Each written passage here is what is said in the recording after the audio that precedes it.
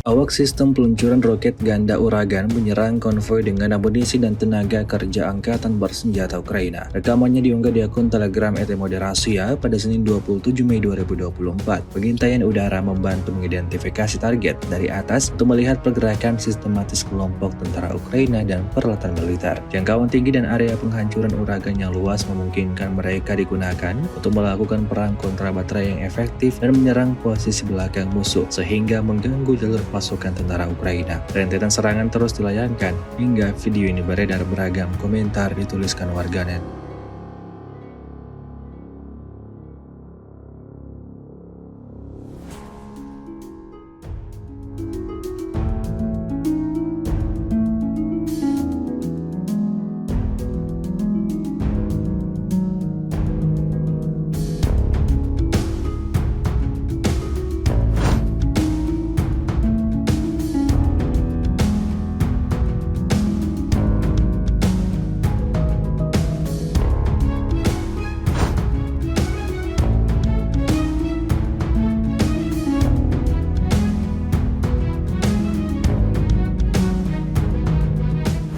Download Tribun X sekarang, menghadirkan lokal menjadi Indonesia.